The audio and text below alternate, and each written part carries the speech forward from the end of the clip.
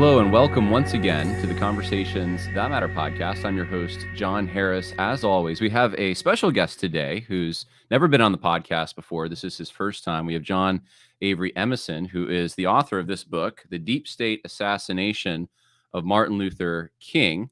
And this is going to be an interesting topic and probably a bit of a controversial one, but I'm no stranger to controversy. So Dr. Emison, thank you for joining me. I appreciate it. And, tell us a little bit about yourself, who you are, what made you interested in this subject. Well, glad to be here, John. I appreciate you having me on your podcast. Well, I grew up in West Tennessee, about 75 miles from Memphis, in the small town of Alamo. And on April the 4th, 1968, I was 1 month away from graduating from high school when Dr. King was assassinated. And so I feel like I've almost lived this situation. Obviously, I wasn't in Memphis when they had curfew, had all of the problems that they had. Our local National Guard unit was mobilized down there, so I knew a number of the people who were actually on the scene. And then my great uncle, my mother's uncle, Harry Avery, was Commissioner of Correction. And within a year or so of Ray being captured, he was in the custody of my uncle in the Tennessee State Penitentiary. He began the only real investigation. When I say real, the only independent investigation, free from outside influence, into the King assassination. And within 3 months, Governor Buford Ellington, who had found out about the investigation and had warned him to stop it, we don't want to know what happened, fired him. So he went out the door. But the interest has always been there. Then I had the opportunity in the early 90s to interview James Earl Ray 4 times. There are not many of us left who actually have that experience. And so eventually I knew I was going to do a book, and this is my second one on the King assassination. So I don't think you mentioned it, but you are the current mayor, is that right, of Alamo, Tennessee? That's correct. I'm the mayor of Alamo, Tennessee. And you're the third in your family to be the mayor of that small town. My dad served 2 different periods. He served a couple of terms, and then later on 3 more terms when they were 2-year terms. And my grandfather, my mother's father, and my namesake served 2 non-consecutive periods as mayor as well. Wow. So, I mean, this is something I've talked about on the podcast before, not the topic of our conversation today, but thinking local, living in a local area, building up trust over the course of generations is something that I think we've lost that still somehow exists in some of these small pockets in different states. And it sounds like you're in one of them. So that must be a wonderful thing to live with such a rich history and such a familiarity with the people that you serve there.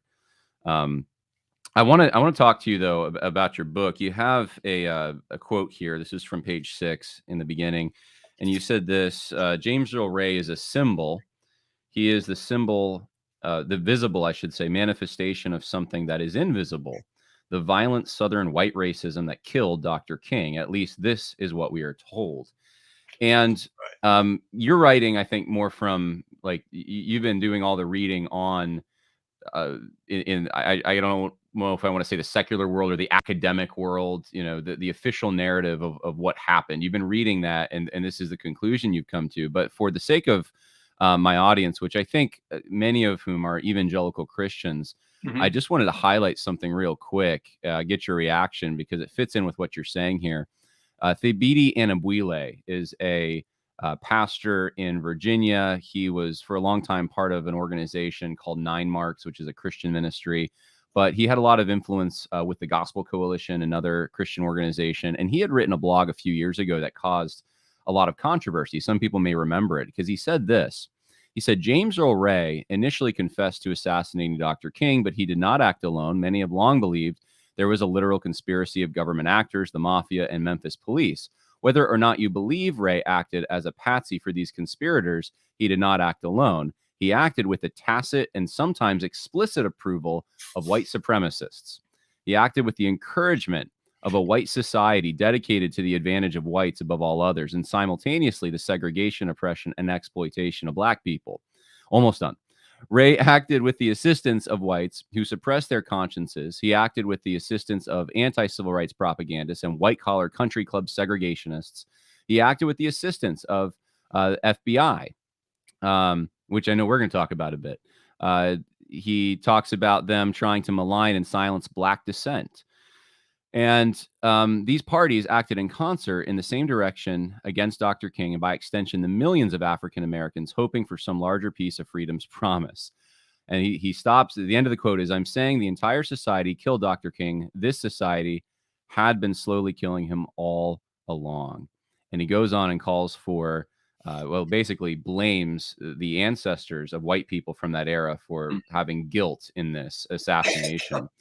So I know there's some overlap there because we're going to talk about the government and what kind of part they played. But this view, when I saw that, I thought I've seen this before. I mean, how common is that view that this is whites, especially Southern, but white people in America, racists, who are responsible for this? How common is that view? Yeah, I mean, in the academic world, that's the persona that was painted by the four authors whose works I go through in my book. George McMillan, who wrote The Making of an Assassin, and William Bradford Huey, in his book, He Killed the Dreamer, which he actually had a contract to write that book with James Earl Ray, and the initial title was We Killed the Dreamer, and he kind of switched during the process. And then Gerald Posner, who's written extensively about several assassinations, the JFK assassination as well as the MLK assassination. And then more recently, Hampton Sides, who wrote Hellhound on His Trail. And they all portray Ray as this extremely violent racist who was on a mission. The only problem is they have no evidence that Ray was a racist. He was in the Army. He had a record in the Army. He was in the federal penitentiary system. He was in Leavenworth. So he had a record in Leavenworth. He had a record, I believe he served some time in Florida. I know he served time in California. I think maybe in Illinois and certainly in the Missouri prison, all before the assassination. And there's no record anywhere of his racism. Of course, he was white and he sounded Southern because he talked kind of slow and had a little bit of a drawl, but he grew up in Illinois. He wasn't a Southerner. So there's a lot to the quote that you've cited, but look beyond that just a little bit and glimpse how easily it was to manipulate all of us into believing that Ray did it because of racism, because he certainly didn't have any other motive. And as soon as Dr. King was dead, and within minutes they came over the radio and said they're looking for a white man in a white Mustang. I dare say that just about every Southerner and probably every citizen of the country draw the conclusion, well, the white man killed the civil rights leader because he wanted to shut him up. Now, these authors went into great detail in making specific accusations, certain bars that Ray was in California, and situations where he worked, even some of his prison records and so forth. Particularly George McMillan. The only problem is McMillan's book came out, it was published in 1966. Pardon me, 1976, right on the eve of the vote by the U.S. House of Representatives to stand up the House Select Committee on Assassinations, which was in operation from 76 to 79. It had two different chairmen during that period, and it went across two different Congresses. So the next Congress had to reauthorize it, which they did. But the committee investigators, eventually headed by G. Robert Blakey, who was the general counsel, they investigated all of these allegations. McMillan had about a dozen of them. They could not prove a single one of them, and they positively disproved about 2/3 of them. So all of that was made up propaganda. That's where that came from. McMillan had been a propaganda writer during the war. He worked for the Office of War Information, and he married Priscilla Johnson McMillan, who likewise wrote a lone nut gunman about Oswald. So they're the husband and wife team. They wanted you to believe during their entire lives that their work was unbiased. It came from them. It came from their research. It was not influenced. But the problem is, in recent years, the releases by the National Archives under the JFK Records Act clearly shows, and I've got it in the book, there's a specific reference to the document in the book, and anybody can look up online. It's very easy to find. That shows that Priscilla McMillan, who only died a couple of years ago and outlived her husband by decades, was, in spite of her assurances to the contrary, including emails to me, personal emails where we exchanged, and I asked her questions and she answered most of them. She was, one of the documents shows that her CIA handler, which she had denied her whole life, was handing her off to another CIA handler. So you have to dismiss all of that as a very elaborate effort of propaganda. Now, who's behind that effort to propagandize the people of this country? Well, it's the CIA, of course. Yeah, well, this gets us to the main question: who did kill Martin Luther King Jr.? If it wasn't James Earl Ray, or if James Earl Ray did not act alone, who assisted him? And I know there's so much. I mean, this book is quite extensive, so we can't get into all of it. But maybe give us a few of the main things that people ought to know about the official story, that the holes in it that don't make sense. Well, one of the most interesting holes in the story is Ray's sophisticated aliases that he used 4 primarily 4 aliases from just within a few weeks of his escape from the prison in Missouri at Jefferson City. Let's say that would have been April. That was about 50 weeks before Dr. King was killed. So now we're going back to April of 67. So he began using these aliases very shortly after that. In fact, as soon as he came back from his first trip to Canada, which was in the summer of 1967, and it turns out, certainly when he entered his guilty plea, which was a rambling, less than 4-minute exchange with the criminal court in Memphis. If you, I've run the timer on it, the elapsed timer. It's 3 minutes and 43 seconds. That was the whole. That was the entirety of what the court knew about James Earl Ray, and it didn't even know about these aliases. And these aliases are extremely important and extremely suspicious because, in a sense, they weren't aliases. These were personas.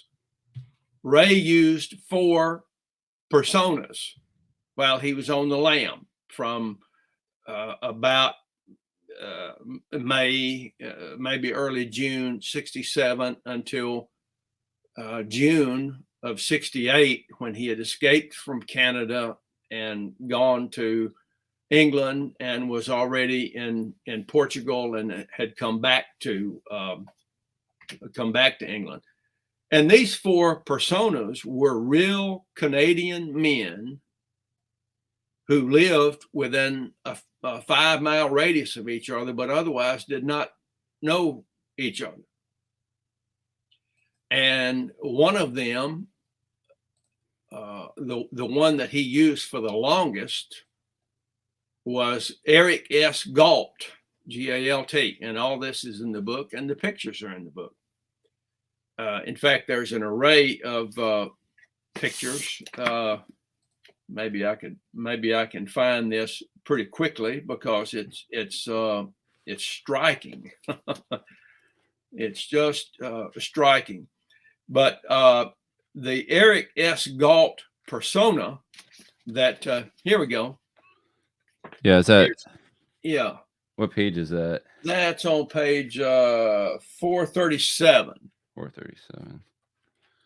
So they're the 4 guys, real Canadian men, all of them alive, all of them about James Earl Ray's age, all of them about 5'10" or so, all of them with dark hair, blue eyes, and a medium build. And these, so you see what Ray looked like. There's. Oh yeah, let me put you full screen. Yeah, hold on. There you go. There you go. Right, that's a picture of Ray. Right. Cleaned up when he applied for the Canadian passport. Yeah, so he used all these aliases. I know you talk about he wound up. There's so many details that were fascinating, but one of them was the commonalities between him and Lee Harvey Oswald. He was showing up at the Mexican embassy, right before. Well, there's this allegation. First of all, we'll chase rabbits just a moment. Right. Okay. I don't think Oswald. It wasn't Oswald at the Mexican embassy in 63, and what would that have been? October of 63. I don't believe it was. It didn't look like him. And when this document that was released just in the Trump and Biden era document releases, there was this allegation raised that, well, we think it was James Earl Ray at the same Cuban embassy a few years later in November of 1967. So, you need to know something about James Earl Ray, and maybe we should touch on this. James Earl Ray probably didn't even know what an embassy was. I mean, he would be one of the last people that you would think of that would have any business with an embassy, particularly a foreign embassy in a foreign country. He was personally incapable of the extremely complex crime of stalking a prominent person, of knowing where to stalk him, and shooting him, and escaping, and getting out of the country. I mean, this was a guy who had 8th grade education. He was a 9th grade dropout, and he eluded the largest manhunt in the history of North America, and took a bus from Atlanta to Toronto, and then had very suspicious contacts at 2 different rooming houses. By then, he had dumped the Galt persona, the Galt alias, and he was using I believe the Bridgman alias first, and then eventually the Sneed alias. So all these are, you know, you're dealing with a guy who you wouldn't hire to wash your car because he's going to mess something up, and he's able to elude by himself the largest manhunt in the history of North America. I mean, that's. Well, why don't you walk us through a little, like what was involved, like the chances of someone being able to get a firearm that's sighted incorrectly, Right. to the exact place where they can, from this supposed hotel room, shoot Dr. Martin Luther King Jr. Like what are the Well, chances? What are the obstacles? yeah, just the location is let's start with that problem, because if you want to kill somebody, you need to know where they are, right? I mean, it's not just a matter of aiming it somewhere. You're aiming it where you know they are.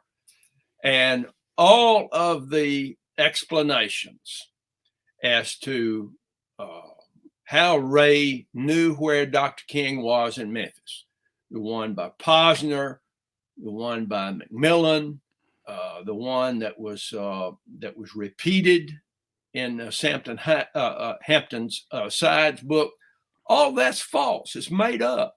They said it was on the front page of the either the Commercial Appeal or the Press Scimitar. I've forgotten which. I think maybe the Press Scimitar was the afternoon paper at the time, the Memphis Press Scimitar, and it wasn't.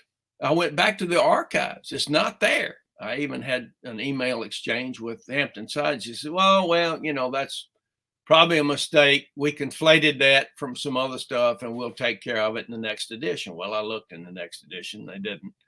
It was still there because it is one of those, let me put it this way.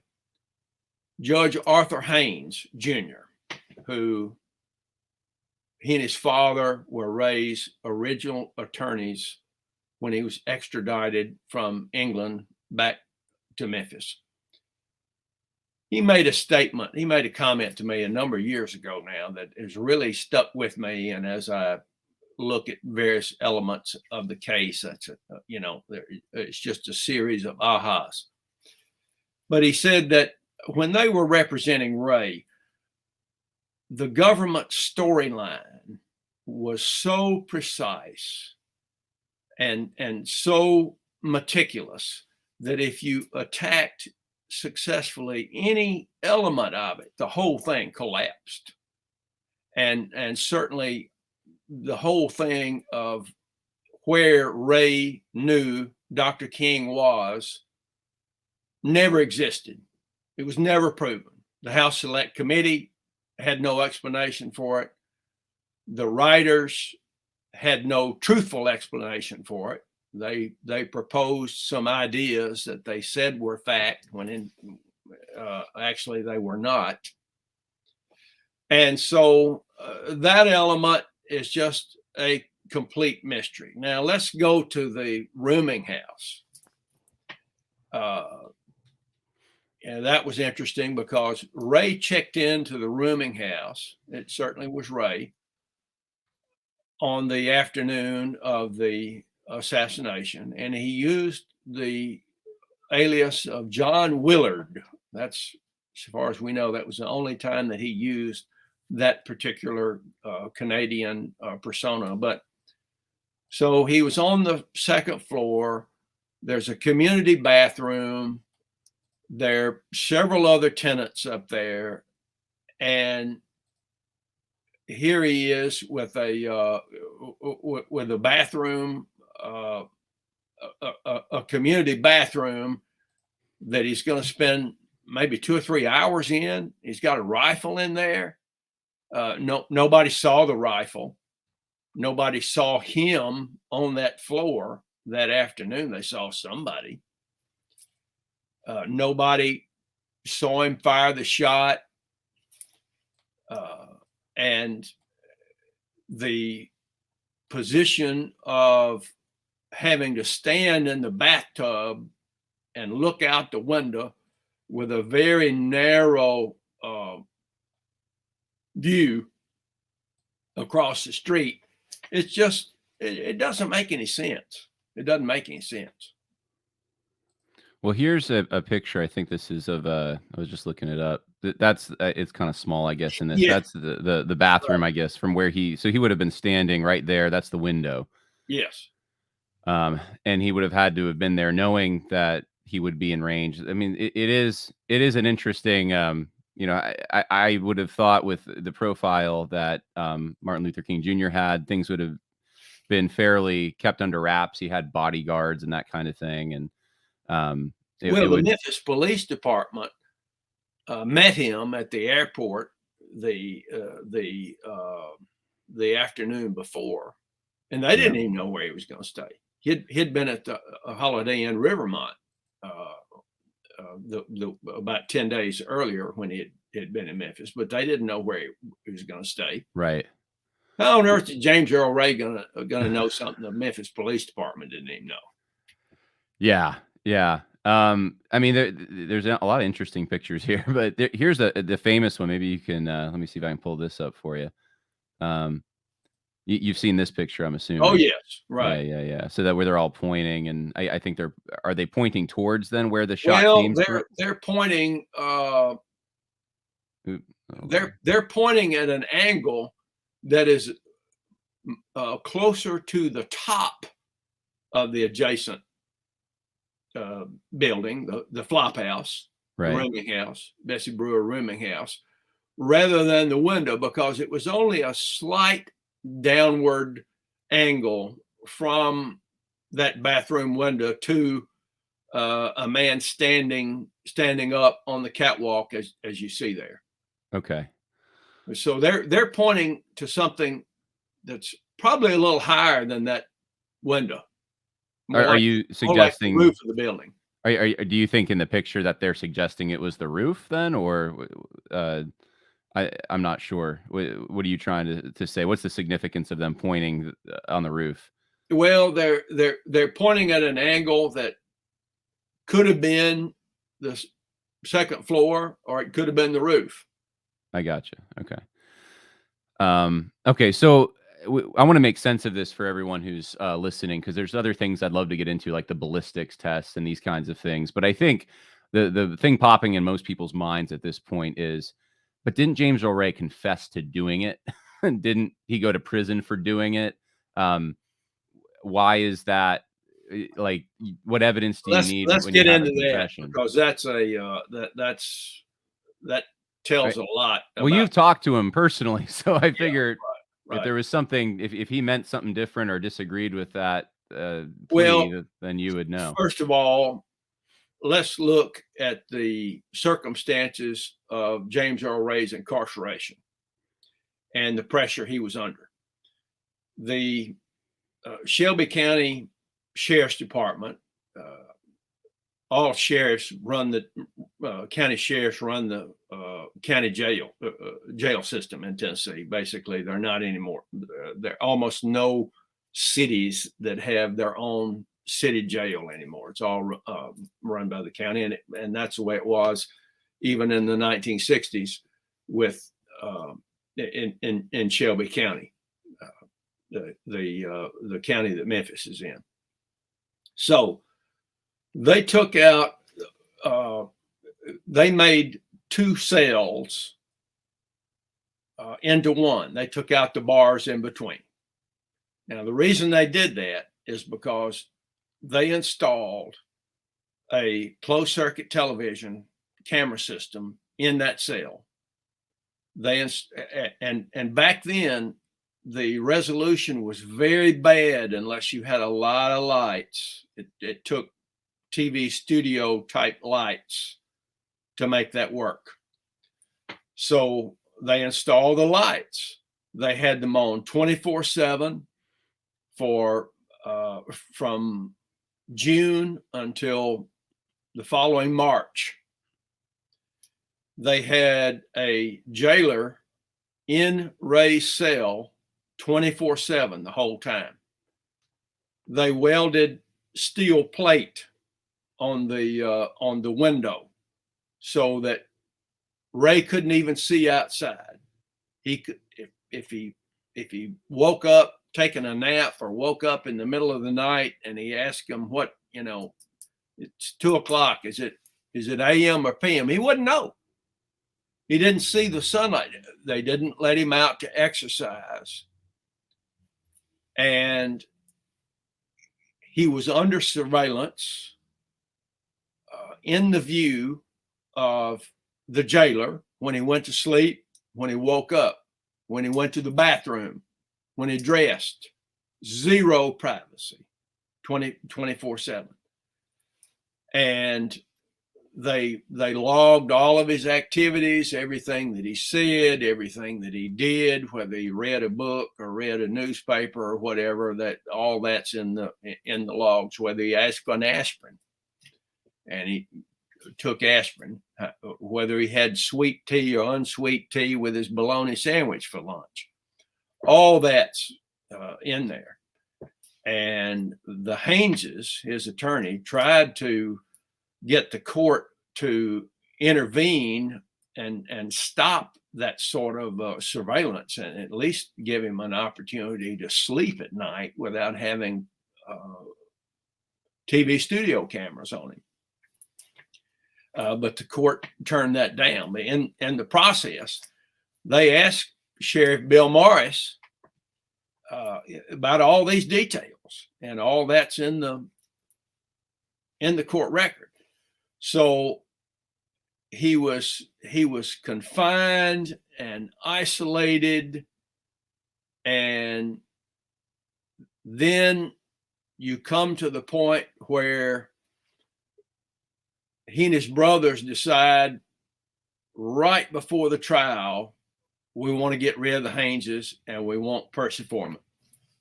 So Percy Foreman came in, one of the leading murder lawyers in the country, and at first indicated to Ray and to his family that this is going to be an easy case. I'm going to get him off. We're going to put up a defense. We're going to go to trial. The state doesn't have a chance. The state can't prove anything. They don't have a murder weapon. This is part of the ballistics that you referred to, and maybe we'll get to that, and maybe we'll have to do that later.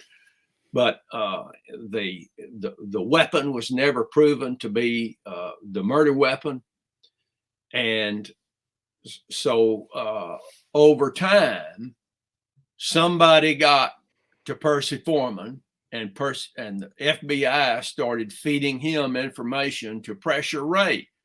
They discovered that his elderly father had skipped parole in Iowa decades before, and they told him if you don't confess, FBI is going to arrest your daddy, and he's going to die in jail just like you are. if you don't get executed. As a matter of fact, Foreman threatened him. They said they're going to fry you in the electric chair. Well, that's a problem because Tennessee did have a death penalty, but it had successive governors that served for I guess about a 16-year period. Frank Clement and then Buford Ellington. They had not allowed any executions. They had commuted. They had commuted the death sentences to life in prison of every person. Tennessee had not executed an inmate in way more than 10 years. And then Foreman gave his brother Jerry money. And we've got in the book, there's a picture of one of the checks that Percy Foreman wrote to Jerry Ray. And he told Jerry, James Earl Ray's brother, and he told James Earl Ray, I've given your brother money and I'm not giving him any more unless you go into the courtroom and plead guilty. And in addition to which, there was a 3-party contract that helped pay for Ray's defense. It initially was between Ray and William Bradford Huey, who was doing the writing, and the Hayneses, so that James Earl Ray would feed the information to Huey. Huey would write it up and sell it to Look Magazine, Life Magazine, others, and eventually do a book. And then from those proceeds, he would pay Ray's legal bills. So Foreman inherited that. And right on the eve of the guilty plea in March of 1969, Foreman told Ray, I'm assigning, and put this in writing. This is in writing. This is all documented and referenced in the book, that Ray would, that I'm going to assign this contract back to you. It's my property. By then, he had gotten Ray to give him the value of the whole story. But he says, this contract is my property, but I'm going to assign it back to you if you go in and plead guilty and don't say anything embarrassing in the court about this whole thing. In other words, just keep your mouth shut and say that you accept to say that you did it. Well, that's suborning testimony. That's bribery. He proposed and did this in writing. He proposed giving Ray something of value as long as he said what Foreman wanted him to say in court the next day. And the court knew nothing about any of this. All of that was in the background. So is your contention or your is what you're proposing that James Earl Ray then confessed to a crime he did not do because he was pressured into doing so? That's correct. One of the elements that a court is obligated to establish is whether or not in accepting a guilty plea, whether it's for a fight, whether it's assault, a simple assault, or whether it's murder, the court has to know that the person is entering the guilty plea under no duress. If there is duress, the court is obligated under under court precedent not to accept the guilty plea. So I'm just curious, did he, when you've talked to him, interviewed him, has he said to you, hey, look, I didn't actually do it. Or is he not, would that be Well, of course he did. He did. Okay. All right. I mean, that's right. So, and I'm He, sure you're not the only one then he said that to. oh, well, he said that to Martin Luther King's children, who have concluded that he didn't do it. Oh, I didn't. Oh, so wait, his Martin Luther King Jr.'s children don't believe it was James Earl Ray. Right. Now, I'm not speaking on their behalf, but just publicly, Dexter King, I think, and some of the other relatives have said they don't believe that James Earl Ray was guilty. So who's guilty in this? Who? And you mention a source that Yeah. you think now, but you do make it clear that you can't piece everything together because we don't have all the information. But you do have a fairly strong case, I think. Yeah. It's too late now for us to ever know who the trigger man was. That's, you know, we'll never know that. Too many years have passed. But obviously, it was a professional hit because somebody fired one shot from a remote, concealed location, escaped with the weapon, and was on the lam. So that's not amateur. And by the way, that's not KKK. I mean, they would take credit for it, and certainly not mafia. They would spray the whole thing with machine gun bullets, and you know, it would have all their earmarkings of it. But Ray was just not capable of that sort of sophisticated crime. What was his? Because he was a CIA asset, though, right? He had an involvement of Oh some yes, kind. he had a handler. His name was Raul, and in the Okay. book, in the book, there's information in there that I obtained from Judge Arthur Haynes Jr. That they got the contents of the trunk of Ray's Mustang sometime during the summer of '68, and he said it was just he said it was electric, that they got a very small jacket. Now, Ray had always described Raul, which the government says didn't exist. Raul was made up. Raul, the House Select Committee said, well, maybe he's it's a conflation of various characters, including probably his brothers. But neither one of them were Oh yeah. So a psychological reading of it. Yeah. right. So Ray had always described Raul as a very diminutive man, a small man. And Judge Haynes said, we got the contents of the trunk, the evidence released to the defense, and there was this small jacket that he said Ray couldn't possibly get it on. And he made kind of a funny comment to me that I guess if if Ray hadn't fired us at the last minute right before the trial and hired Percy Foreman, that I would have been the one who said, if the jacket doesn't fit, you must quit. Oh, that's. I mean, it's funny, but it's sad that that evidence hasn't. I mean, is that even mentioned in the other books that you cited at the beginning? Does anyone try to account No, for I don't that? think No. anybody said anything about that. No, Yeah.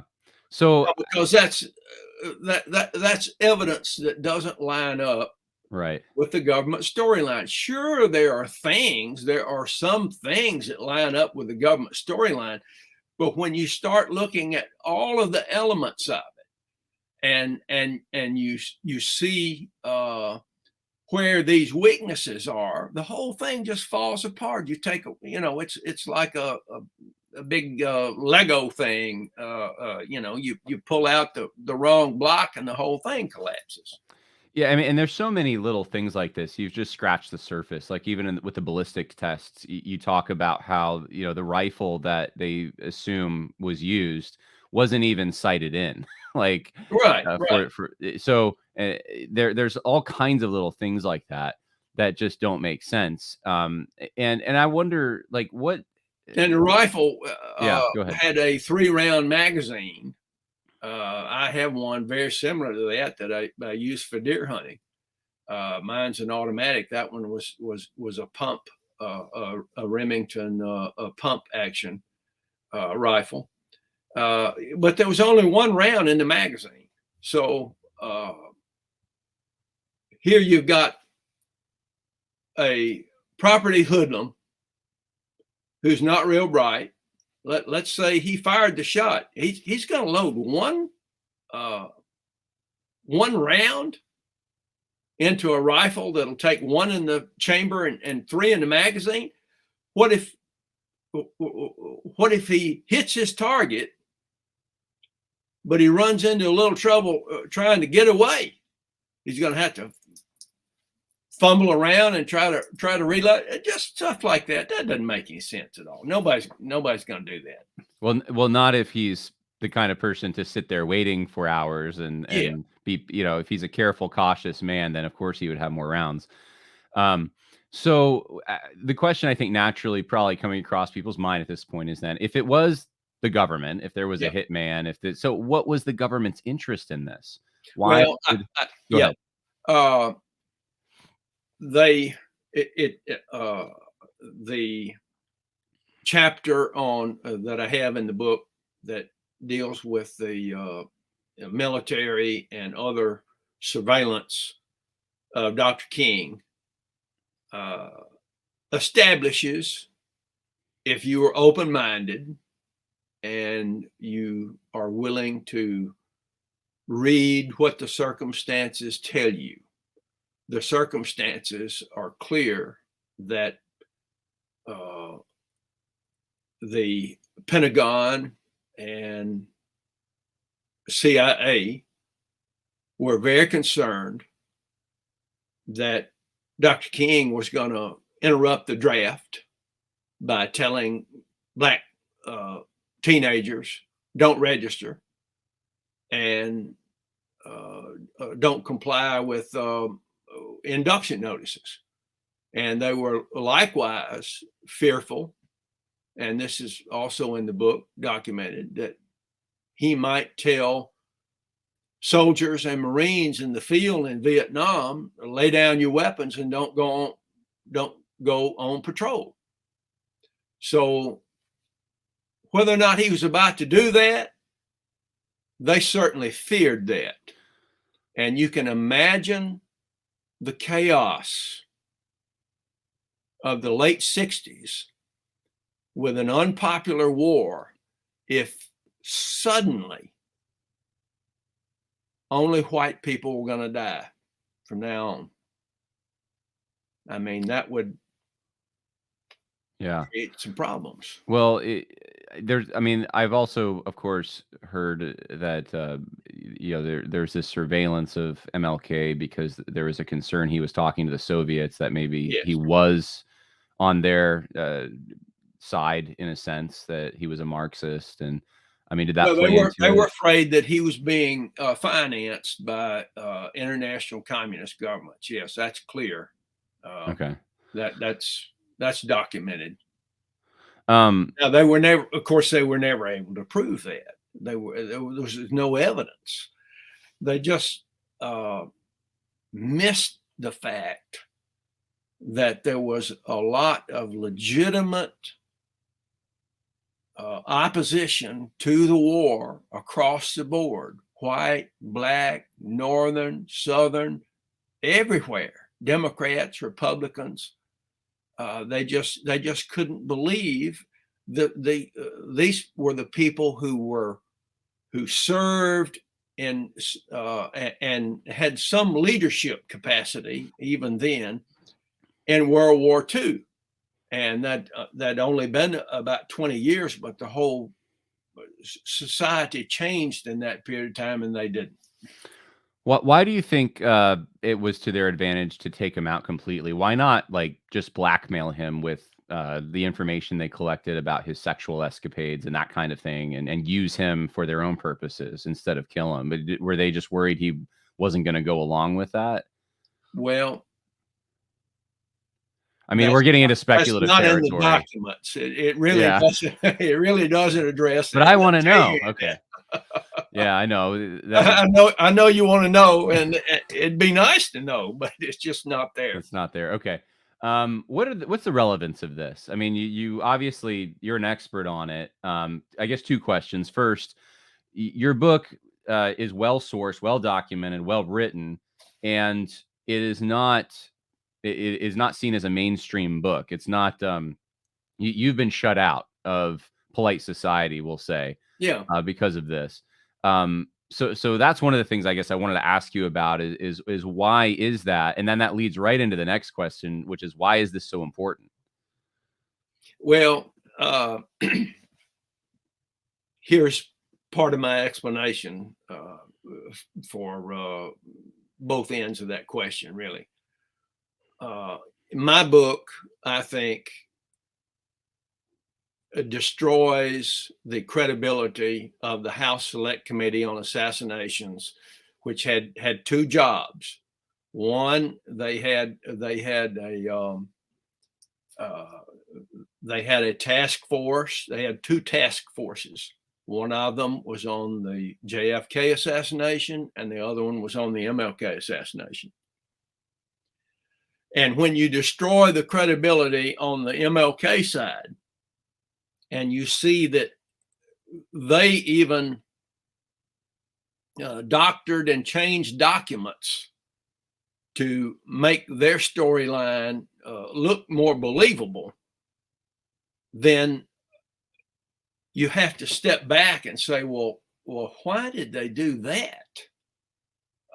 Or would they manipulate and lie about one of the assassinations, but not both of them?